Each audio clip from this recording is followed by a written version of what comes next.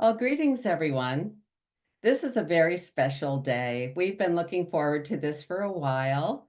KellyHunter, and I have with me um, AnnekeWittermans and Suzanv van der Voort from Holland, and MelanieReinhart from England, a sister astrologer.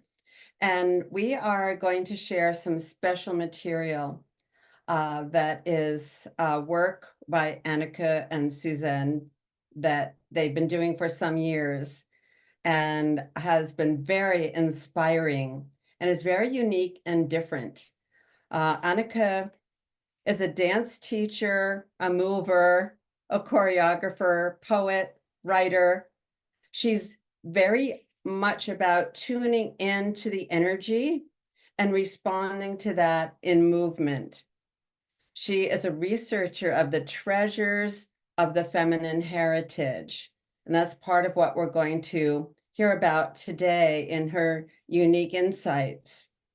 She inspires people to be congruent in their movement, to align body, mind, and spirit. She's a visionary and a pioneer, as you will see in her unusual work, very experiential and grounded. She has an ability to kind of visualize. She's an intuitive Sagittarian, so she can tune into different dimensions in a way and kind of translate them through images and movement. She calls her style of dance diadans, which is about dancing in light or light in dance. And she's been doing work with some of the astrological goddesses, such as Sedna, Chariklo, and others that is part of my interest, in her work, and really speaks to the heart of the stars and the goddesses. Suzanv has been working with Anneke for a while, for more than a decade now, for a good while now, and started dancing with her. But Suzanv has the ability to listen. She is a listener, and she works with sound. And she can really feel like she can really tune in with the sound. So she searches for sounds, this is her motivation, that bring peace and reconciliation, and works with Anneke to translate some of the images and the themes and the poetry that Anneke writes into music. So we're going to hear all of this today. The sounds bring a deeper meaning to the words and convey on a different resonant level the meaning of the work. So this is not totally left brain at all. It's like transmission work in the sense that we get the meaning from different layers, and they're both very much into tuning into those various layers. So Suzanv has this ability to witness and to be able to listen through the lines and the space between the lines and the words to choose the song that fits in. And usually she'll sing both in English and in Dutch. So I'm hoping that will happen because it does translate on a different level. If you don't understand Dutch, you still get something in the meaning because that's the language in which the poems were originally written. So, and Suzanv is a healing practitioner.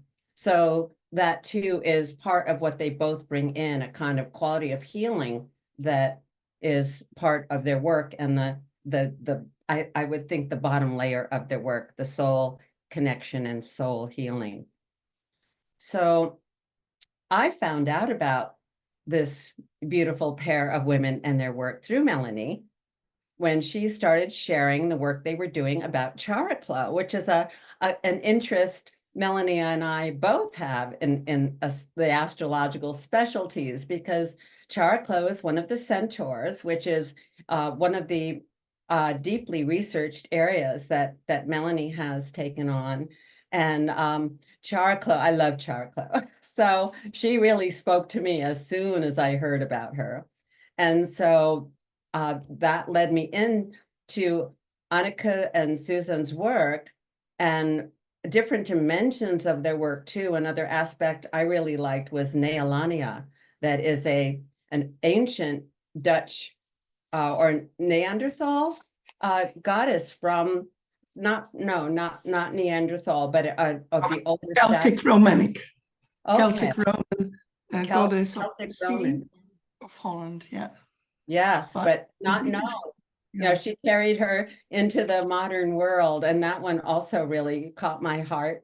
So Melanie is going to tell more about her interest and this special topic we're talking about today.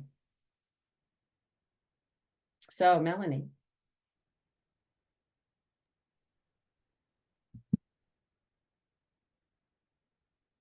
Yes, I first met Anneke actually on a webinar a few years ago.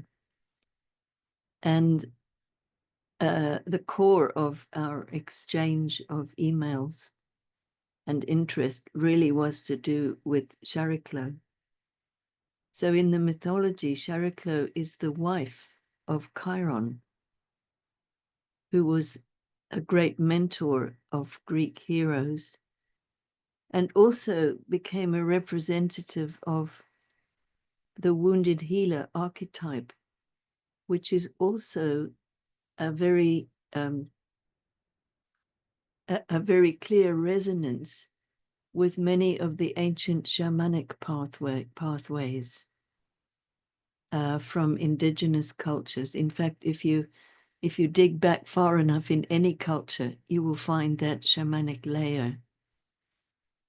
And what I mean by using that word is that it's connected with a framework of belief and understanding and experience, crucially, that recognizes a certain depth of unity between everything, basically, between the human kingdom and the animals and the birds and the rocks and the stars above and the winds and basically everything. So it's a very participatory kind of consciousness that does beautifully offset where some of our contemporary preoccupations have gone since the last few hundred years, you know.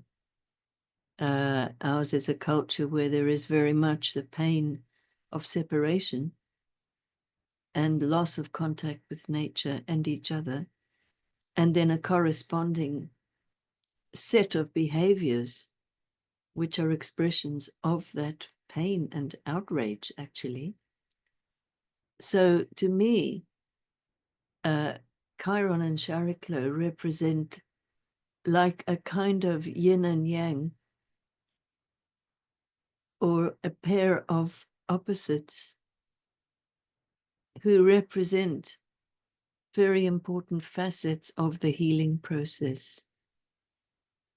We could say perhaps that Chiron personifies maybe the more active side of that, you know, working with herbs or doing massage, engaging things earthy in a practical way, but actually doing stuff. But Chariclo's contribution seems to be much more inward, in the sense of holding space, being able to abide with, give witness to, and be an invisible kind of a presence, which is, it's not invisible because it's weak. It's the opposite. It's invisible and incredibly powerful. I think we could say that that dimension of any healing process is absolutely essential because without that holding space, which is very womb-like, and in that sense very feminine, the energy can't move. It has no space to move, and that would include the healing energy. So there's something very profoundly connected with Chariklo and many aspects of healing, I feel. And when I first attended one of Anneke's groups for the first time, I was quite enchanted. And I loved in particular her work on this theme, which is the subject of our whole session today. And that being to do with, it's like an ode to the last of the family line. And what I have been realizing more and more for years, actually, that that's a very particular position to be in within a family. And there's a huge taboo about it. You know, nowadays there's many, many interesting documentaries and people are discussing all manner of aspects of the human experience to do with birth, mating, sexuality, all manner of things. I've never heard one word about this particular theme and what it means, and the range of experiences that really belong if this is one situation. Just as we were having a few moments of quietness, I had a lovely connection. At least I think it's lovely. Can't remember if it's something I've said before, but never mind, it came. You know that the word for an old, unmarried woman in English used to be spinster. So, and it was actually quite a derogatory term, a term of mocking or kind of yuck, you know, an old spinster kind of thing. So the translation of Chariklo's name is spinning grace. And I jumped when that came into my mind, just as we were starting. I thought, oh, I got to say that before I forget. And that just seems so beautiful. So I would feel that Chariklo is maybe the presiding energy or goddess or whatever, with women who are at the end of the family line. And perhaps, you know, with men too, because men have a slightly different configuration with it, but certainly with women. So like the patron goddess, to whom the ode to the last of the line can be sung or spoken. So that's all I have to say for now.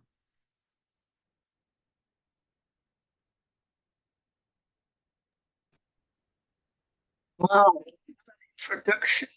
You both ladies found ode to the last of the feminine line. And I feel very honored that you invited us to speak about it. Because like Melanie said, these women or this position doesn't get so much attention. And there are many persons, the last of the feminine line. This is all ladies without daughters, all ladies without children, all men are the last of the mother's line. Because if a man gets children, he invests in the line of his girlfriend or his mate. So for me, it started that I know many girls who have got no children, and because my dances requires a high eye for quality, always I'm surrounded with ladies who are the last of the feminine line.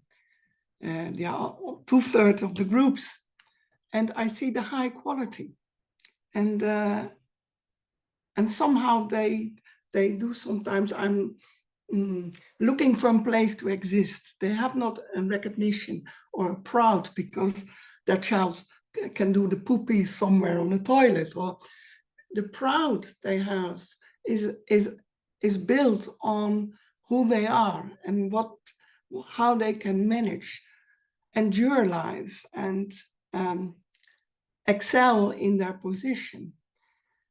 There are a lot of famous ladies who are the last of the feminine line. Anais Nin, Hannah Arendt, Marina Abramovic, Frida Kahlo, Karen Armstrong, MelanieReinhart, Kamala Harris.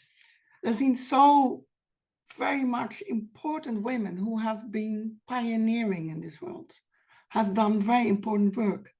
At the same time, I have written my book, I'm thick in Dutch, thick book. I've also written for those girls who are the last of the feminine lineage, because they have to deal with that their foremothers were rich, they were working with the unseen, they were misfits in society, or trauma from many children who didn't could live, died during life.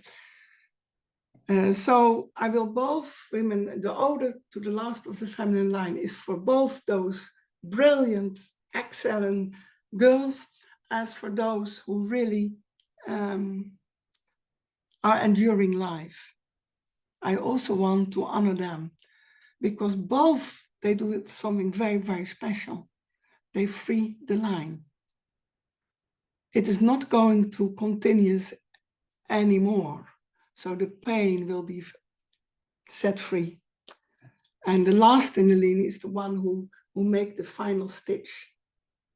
And thereby, in the nice, I don't know, broadery is not the word, but the nice, the end is always done with very, very refinement.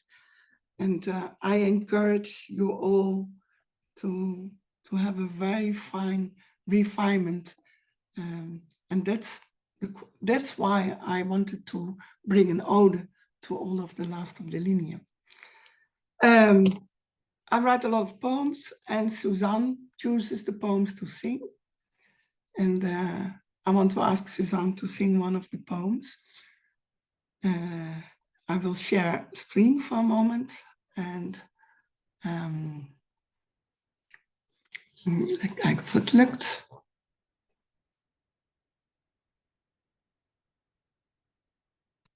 One of the things that happens that I had the question, what happened if the end line, if it ends?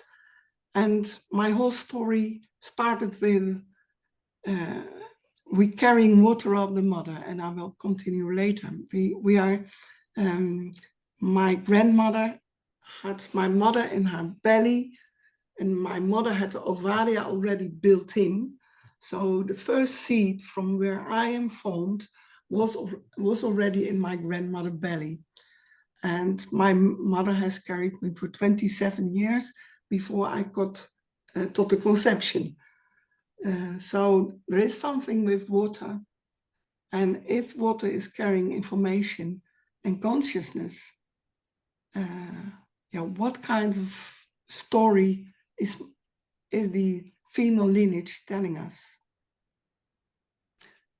Suzanv, Yes. will you sing this song? Yes, I will.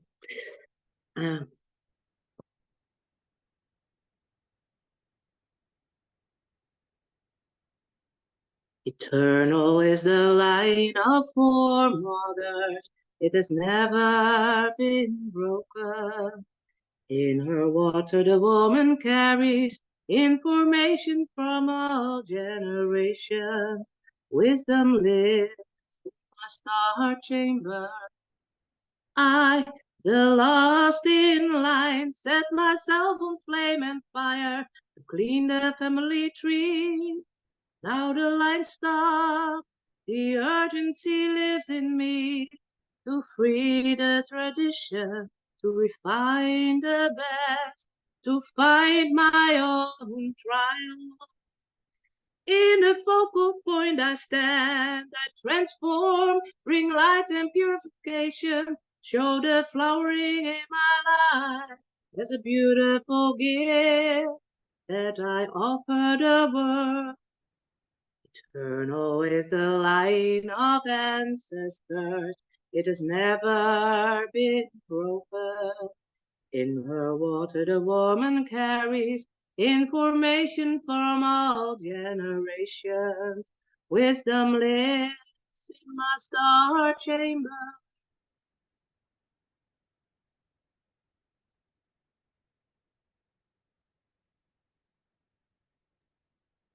I wrote in this poem somewhere 2005, 2007, and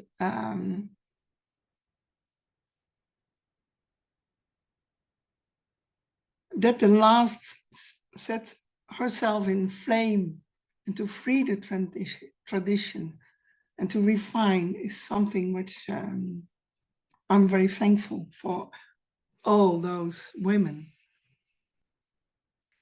I heard when I was pregnant and my daughter was born and only 3 days old, I heard that the fetus travels along the female line back to the first primeval mother. And that is something esoteric. And I thought, but because I was just 2-3 days mother, I thought this is true. And then on those kind of notices, my research started.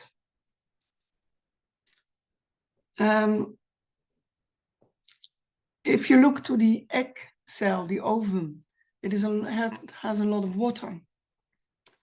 Sperma is the man's power, is without water, and in the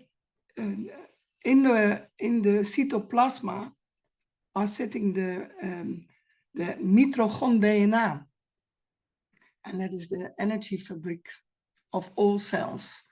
So in all cells are the mitochondria, the power which we only receive via the matrilinear lineage.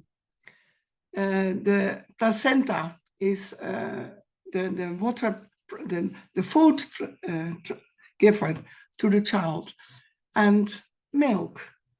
So if you look at from childhood, we get very much fed by the water of our mother. And if in the water is all kind of information and messages, it can be something you need to endure. The mitochondria, that is the energy fabric and the powerhouses of all cells. And they, in every cell, if a cell needs to have a lot of energy, you've got a lot of mitochondria items in it. And it is in everything on Earth, the mtDNA.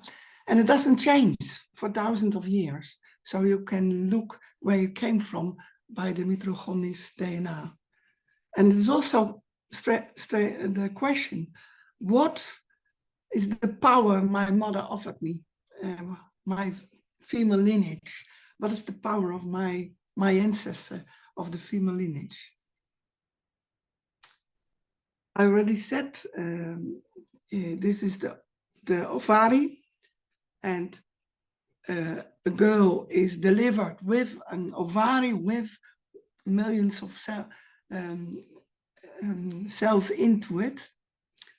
And so this is already in the grandmother's belly when my mother was was a fetus. So it is passing 2 generations, while the sperma is not older than 3 weeks and is on without any liquid. To Suzanv, because this is what this also picture is also made by Suzanv.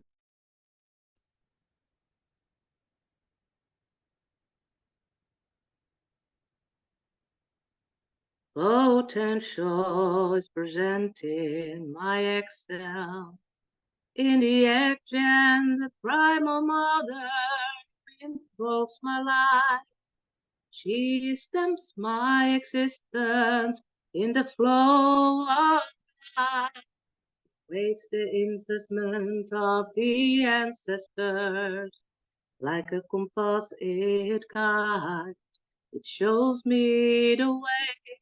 I let it happen to me. What the foremothers have prepared. From there I discover new connections, which I weave into my being until a new beginning.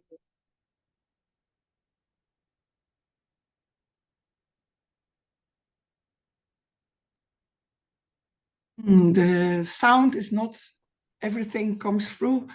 If you want to hear Suzanv really song, you can see on her YouTube channel, then she sings it also in English. This is one of my first poems I've written, and about an ode to the last of the female lineage. And somehow Suzanv has not put it in music till now.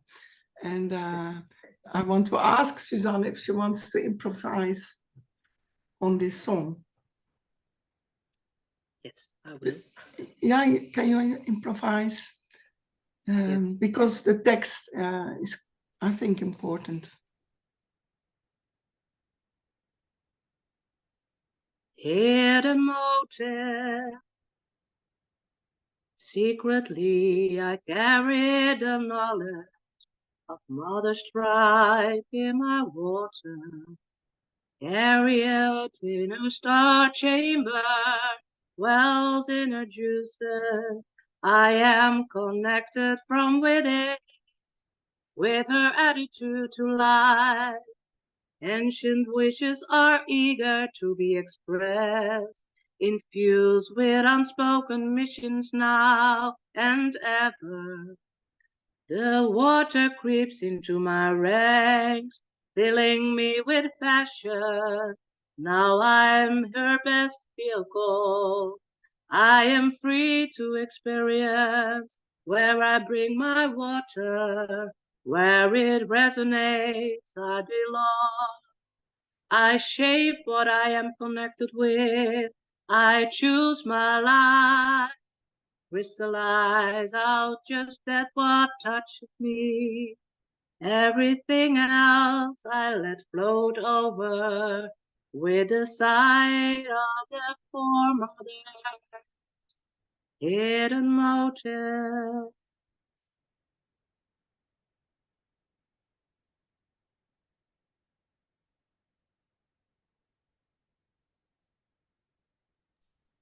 This was the first small introduction, and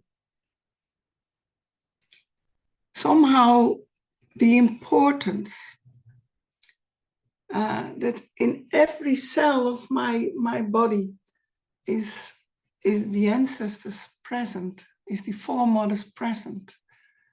And if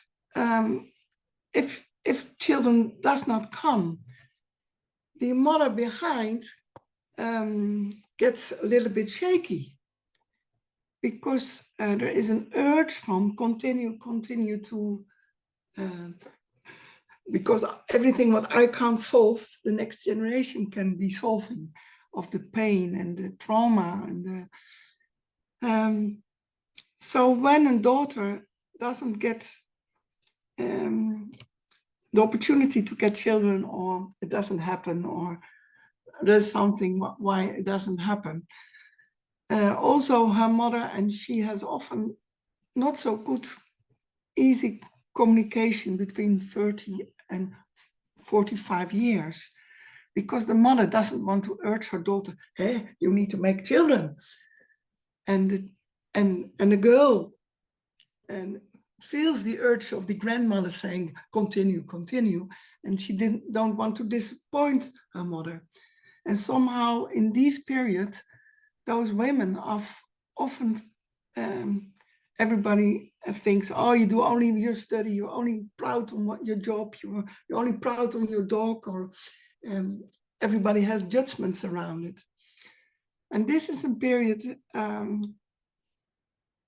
while it is not finalized if the children will come or not, but somehow the urge to continue, this is the first urge.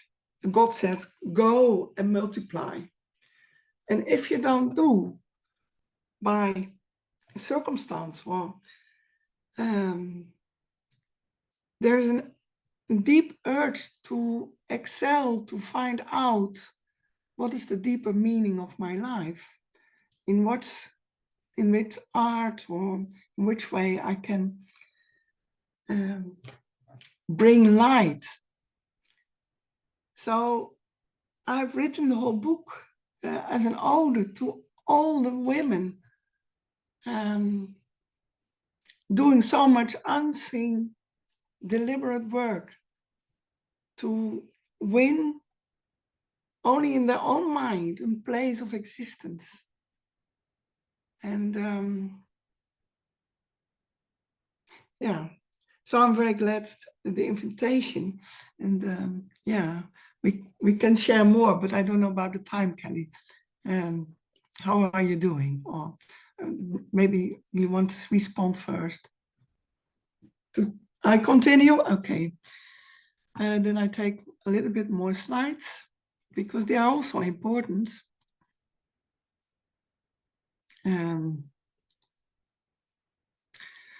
Yeah, I told already a little bit about Risen Deep. There are motives.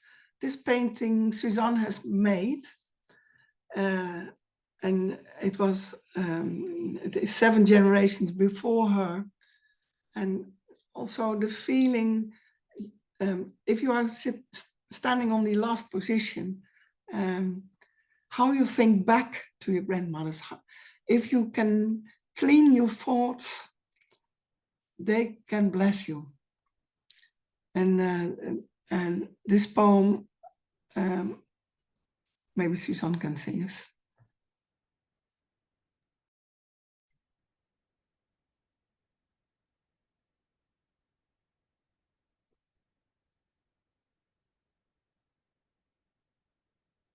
Polish my pearl, in my origin is hidden grandmother's pain and inability. It casts a shadow in my existence. Powerlessness has permeated, from which I want to be free. Her sorrow gives me the death. I polish the pearl, carry the war. Here my compassion grows. Her life I acknowledge, pain I do not deny. Graceful for the dead, the pearl I wear, glows and shine. I sparkle and radiate. The pearl I wear, it glows and shines. I sparkle and radiate.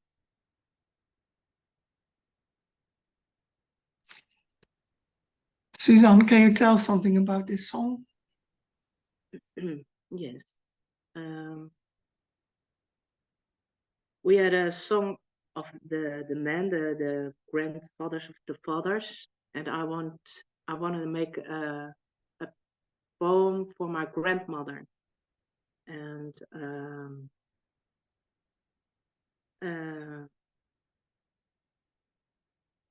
to honor her and to acknowledge who she is and making a good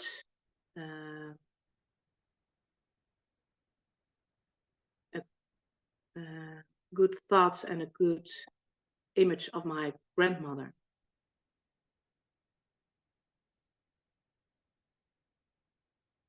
Yeah. that I can put her in light also. So, and because I put her in light and thinking with good thoughts, she can come closer to me. So that's also has to do with reconcile.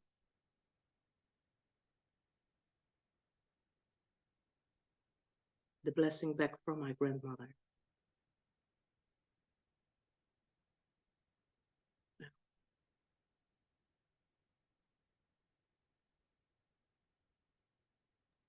Can you re-sing it once? Yes. Can you sing it once again? Yes, I can.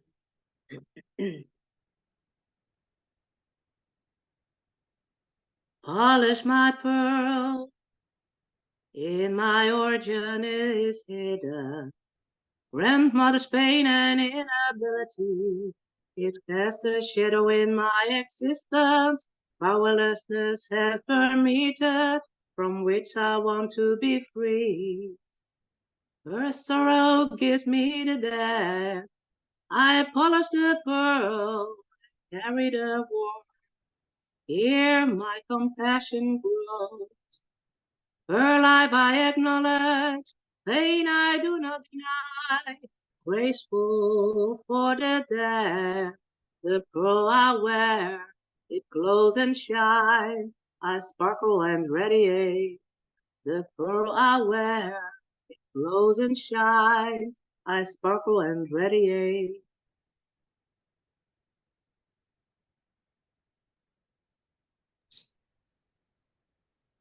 Yeah, all those poems needs to be sung more to get the depth, and but a short introduction. It needs to way to depth.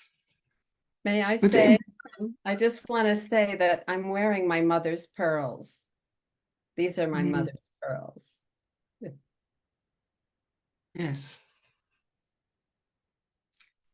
And I also believe that the last of the lineage, if they clean or have this process of new looking to the grandmother, they also do it for the niece somewhere else, where the lines continues.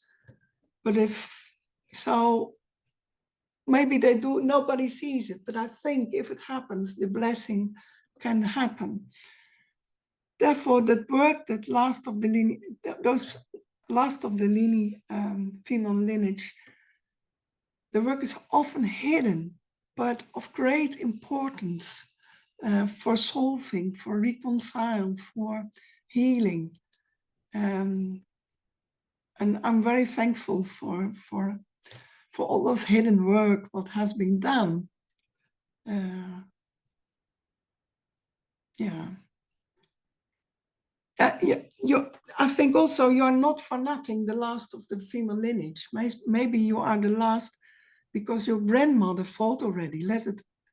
Please let it stop, because she had miscarriages. She had a lot of pain. The country was in war, and she thought, let's stop. And then the second generation after, it stops. And I told this story, and then a girl said, my mother is born in 45. So that means my grandmother was pregnant in the end of the war. So I think my grandmother thought, let it stop. And now I'm here, and it doesn't continue because I don't know about children. So we can look to the ancestors, and also to warm, like mycelium, the World Wood Web. It is important. If you are the last of the female lineage, you are like a branch at the end of the tree, and you catch a lot of light and lots of storm. So you are hanging isolated in the light. So it is a place of transformation. It is a place of endurance. It is a place of extra effort. And I thank them all, doing or seen or unseen work. I've nog still something about milk, because for a long time I always saying that the nipples, if I make dances and teet, teet, teet, teet, teet, teet. And then I always said nipples are connected with the Milky Ways. And then a friend of me had cancer in the breast, and then I made of several dances. And then one of the Finnish ladies said, all the ancestors seen here. And of course, we all say the ancestors are in the sky. If you look also to the Egyptian gods. So the nipples are, if the child is drinking, then the ancestor world comes through. Because I can remember when I was feeding, if you are feeding, you're going a little bit gaga, so not intelligent. And that is a moment that, as a woman, you get introduced to that world of the ancestors. And then a lot of last of the lineage didn't got mother milk either. And it is not their mother to pity, but maybe there was already too much pain on the line. The child got born, but it was not chosen to be extra fed by the foremothers. Am I clear? Is it clear? So if you didn't got milk, don't be angry on your mom. Maybe it was your grandmother who didn't want that you got fed by the misery or the pain or the witchcraft or what, yeah, on those reasons. So I still a few slides and songs, of course. And maybe Suzanne wants to say which song she still wants to sing.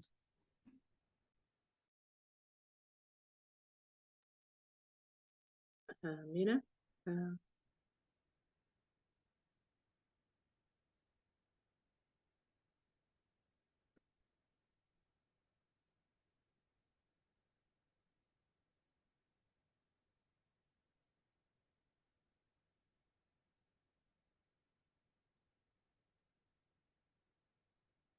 Oh, dat is wat Mina, maar goed, geef niet.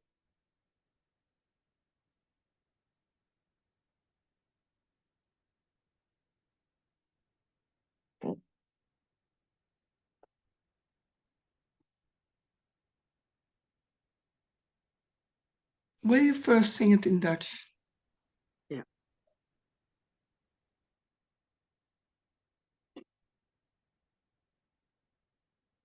Mina, Mina.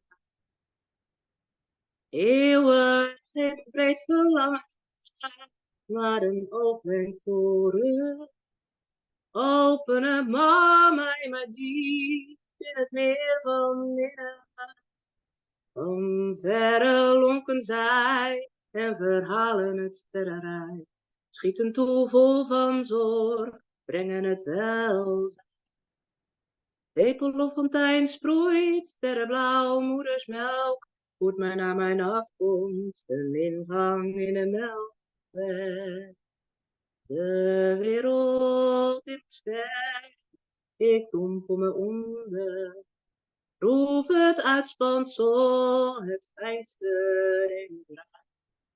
Tepel stillen het begeren, in een bedding van waarde. Een warme inboezeming vervult mijn zinnen. Mama en mama heen, het zachte minnen van altijd.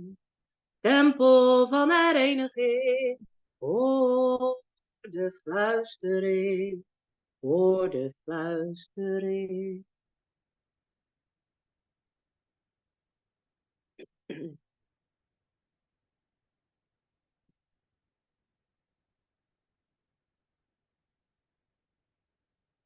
Het paard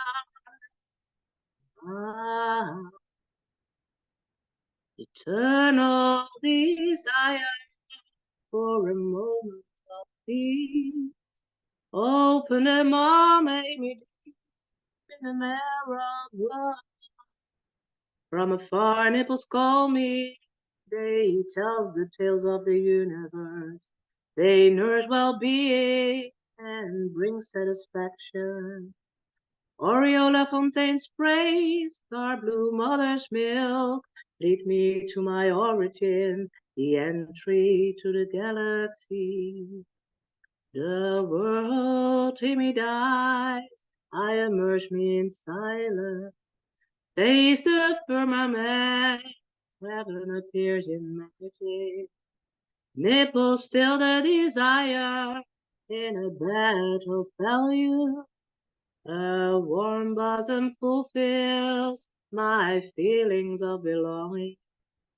Mama and Mama is the fine magic of all day.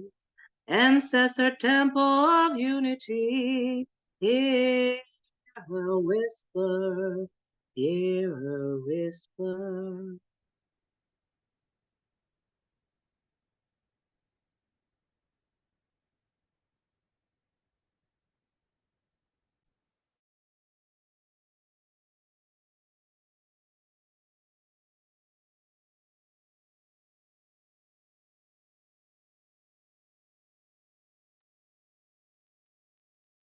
There's so much to tell. But maybe good to hear Kelly. Oh, how beautiful. That's actually a lovely place to end if we want to have a discussion for a bit. Such richness there, and the beauty of the song, the poetry, and the visuals, and just this divine perspective or honoring of the divine feminine. Anneke and Suzanv is so special and fearless, a little raw and star-filled. Really, really love it. Yeah. My daughter is the end of the line, and she has taken, and her cousin, my niece, also. So my daughter has taken special interest in our line, and mostly the women, and it cherishes like photos of both of her grandmothers in their early days, and likes to kind of keep track of that, likes to hear stories, likes to look at family photos. And yeah, there's something that she cherishes there, and this has really helped me understand why, and understand that mystery. And I have two pieces of quilts, just pieces of quilts from either of my grandmothers, and we're gonna at some point sew them together for my daughter. Beautiful. Melanie.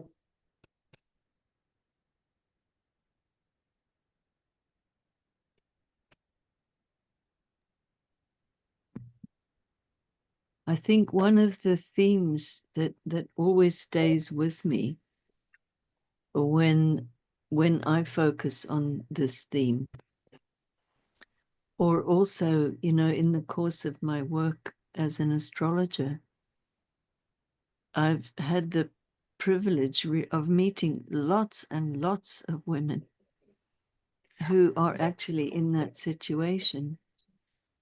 And one of the things that strikes me is something that it's already been mentioned this evening, but it's with me strongly, is the relative invisibility of the work. Because so much of the work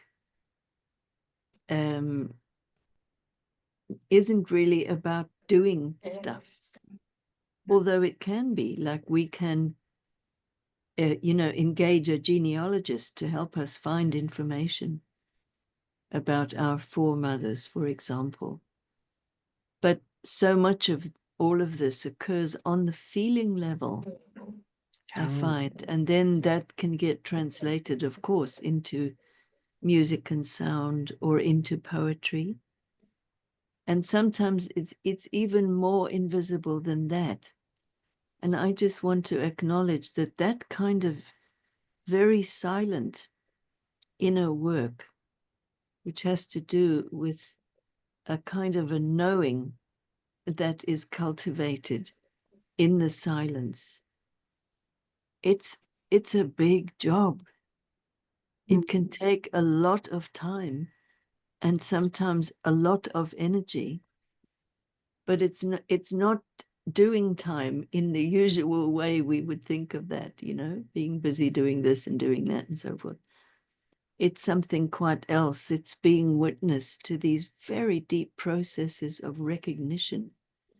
And all of this stuff is nothing that we are ever encouraged to experience or to engage with just by the culture we live in and the way we were educated and so forth.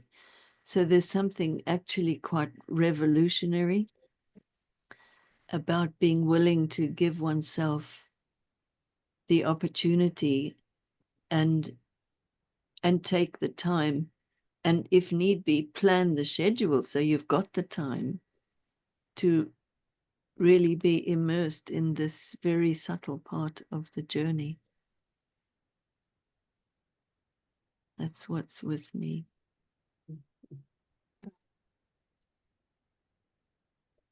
Yeah, the acknowledgement and the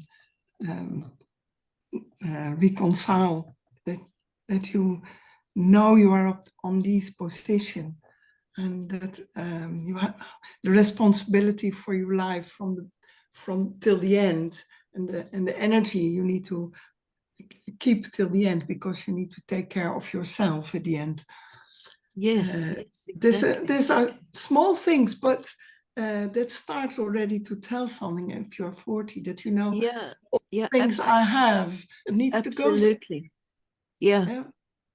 And So another thing that, sorry, I'm interrupting you now. No, continue, Melanie. Another thing that I think about is, you know, just the kind of cascade of energy which flows down the generations in the interests of perpetuating the line. Yeah. And sometimes, in a manner of speaking, the energy gets snagged up by suffering and trauma, which is not necessarily resolved before the person dies. So they'd kind of take it with them. And then that kind of knot of energy may well be inherited by the next generation or even the next ones after that. And so that generation down the line may be unconsciously working with ancestral patterns that she or he doesn't even know that is what's happening, but just in an immense amount of suffering, sometimes for no apparent reason. But hopefully You know, there is a also, reason, it's just not apparent. well, hopefully also, some of the unfulfilled promises, you know, the pearls that have come down and have not been strung together, you Absolutely. know, that it's some of the talent, some of the unfulfilled, you know, abilities from previous generations. Many women weren't even allowed to do. Exactly. You know, many of our foremothers didn't even have the opportunity to fulfill certain aspects of their own creativity or intelligence or what have you. Many of them were engaged full time in mothering activities, you know. Yeah, and then you stand there, the last of the lineage, and all those wishes go through your mother, and you'll get paralyzed. Yeah, exactly. And everybody thinks, why are you doing nothing? But you are paralyzed by the many options which needs to you need to find out which which pill, which issues is really in front of you, which you can handle, and free only one, and then thank the ancestors. Yes. Because that often also happens, that there's too much opportunities waiting for you, and you can't handle Can't do it all. do it all. No. And that's a beautiful illustration of how, you know, our uniqueness, each one of us, is almost like a combination of where we've come from and who was in the line before us, and all of those various creative pressures, as well as traumatic things sometimes, you know. So our uniqueness is a combination of that and what we might call the star being that we are. Or, you know, I always associate the stars. And so it's like the combination of heaven and earth is our uniqueness. Mhm. And so there is the possibility to respect and stand firm and bear witness to the ancestors. But just as Anneke said, I think it's so important what you flagged up there, that you can't necessarily do it all. No. You know, in terms of opportunities and doing it all, it makes me think of the planet Jupiter with the abundance and the opening and so forth.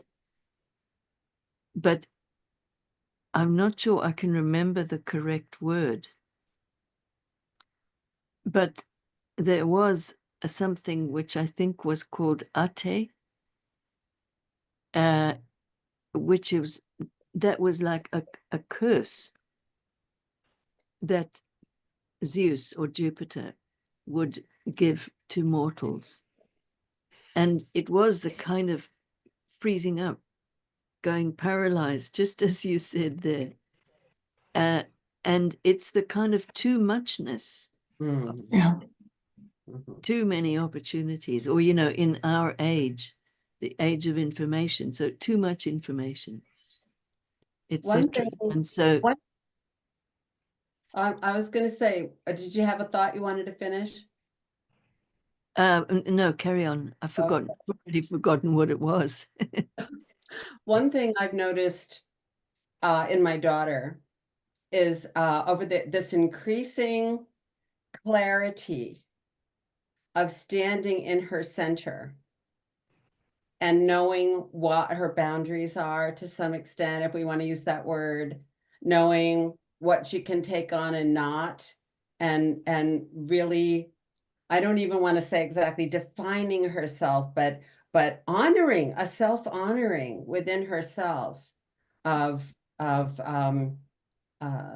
yeah, let me just say that, because I don't know what other words to use for that kind of, it's like a shaft of clear light that I feel like she stands in often. It is great if she gets also confirmed in that. It is important to confirm all the last of in their quality. Everybody needs confirmation, but the last of the lineage needs tons more confirmation, because they don't get it from elsewhere, and they need to work on their account and their value account of themselves. And this is very difficult to work on your value account by yourself. It is easier if others give it to you. So I encourage for all the people who listen to this video to for the next weeks to give extra compliments to the last of the lineage, you know, dus the girls without daughters, so the mother of sons, of an adopted child, then you have a child, but it's not of your own blood, and you give it not via your blood, via your water, but you give the love via the air, via light. And I have the feeling that the last of the lineage really gives a lot of love via light and not to other people, not with the cooking and the burden of the water of the ancestors. And for that reason, they free and lighten the world up. Oh, beautiful. Oh, this has been so beautiful. Suzanne, do you have last words to share? Or a song to share, or anything to share here? I'm so appreciating seeing your painting behind you. Yes, thank you. Well, there is a song that resonates now. You spoke about this. It's embroidering of motifs. I searched it for a moment. Yes. Good.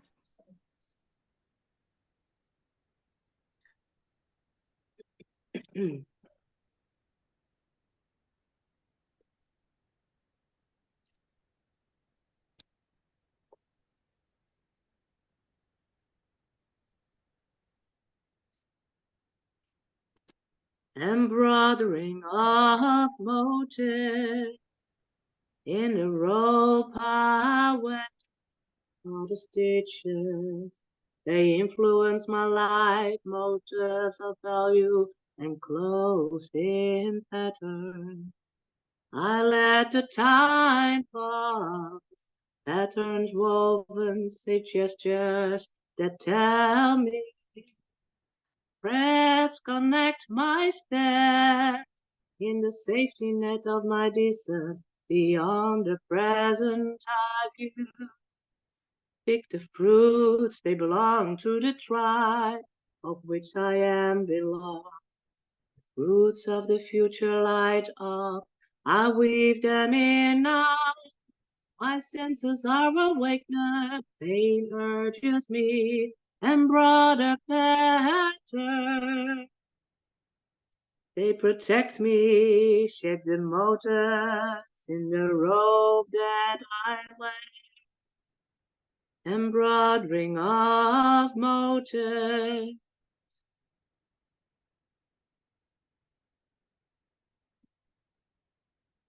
What was the sense you thought about, Suzanne?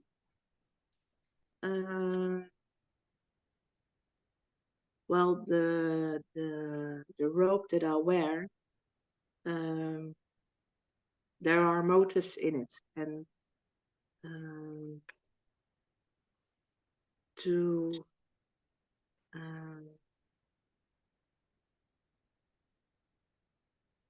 see the talents and the value of my foremothers,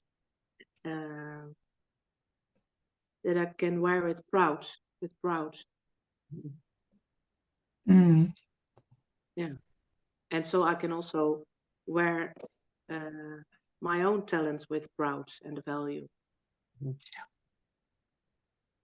Yeah. Oh, thank you. This has been a long time coming. We've been meaning to do this for a while, and I'm so glad. So enjoy, all those who are listening and sharing. Any last words from anyone? I would just like to say a big thanks. Thanks to Kelly for suggesting that we get together and do this. And thanks to Anneke for your beautiful understandings and your poetry. And Suzanne, your music is just divine, and your painting. Wonderful. I want to thank all the women who are the last of the lineage and say to them, please carry your light and know you bring light into the world, whether it is seen or not. You free the perpetual situation of the foremothers, and that is something very great.